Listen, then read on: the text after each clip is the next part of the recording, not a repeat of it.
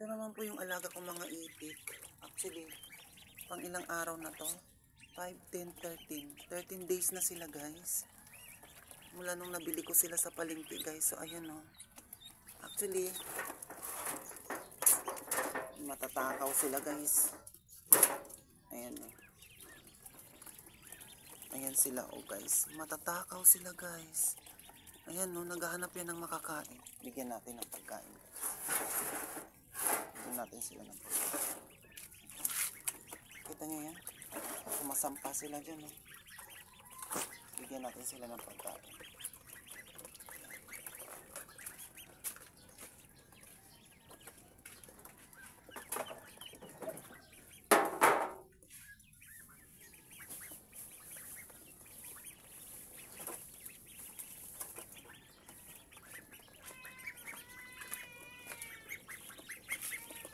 Ayan, ito yung pinapakain ko sa kanila guys. Integra number 1.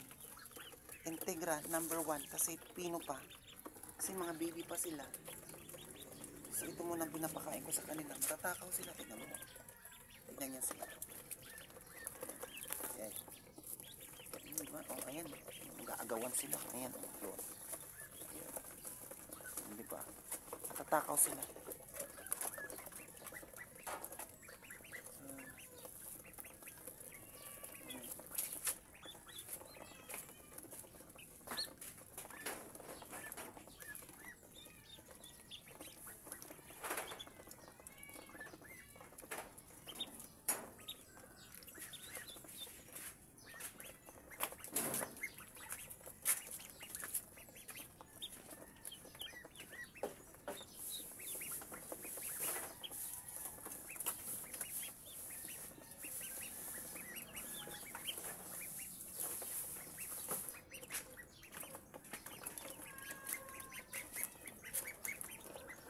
Tapos, ito naman, Integra number 2 para sa malalaki.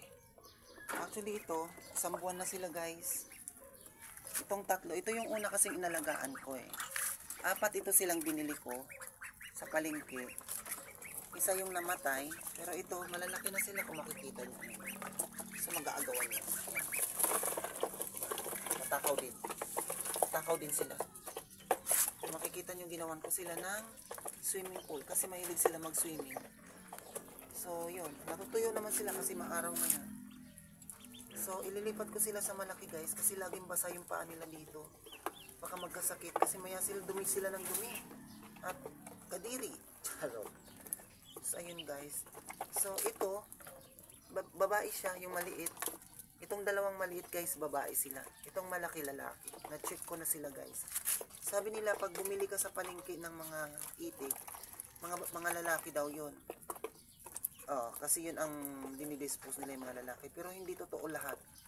Hindi naman lahat. Kasi ito, sa palengke ko siya nabili guys. Dun sa nagtitinda ng mga manok na may mga kulay. So nakita ko, binili ko 4, namatay yung isa.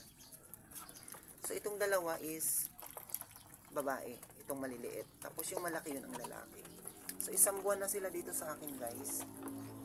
So, yun. Actually, celebrity sila, guys, eh. Itong lalaki, guys, si ano yan, guys? Si Tom Cruise yan, guys. Tapos, itong isa, si ano yan? Si Jennifer Lopez. Ay, si ano pala? Si Paris Hilton. Tapos, itong isa, akala ko kasi lalaki.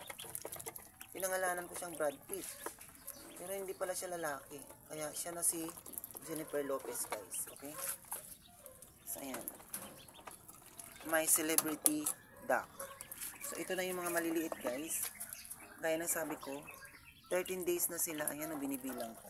Mula nung nabili ko sila sa palengke guys. Maraming mga babae dyan guys. Na-check ko na yan.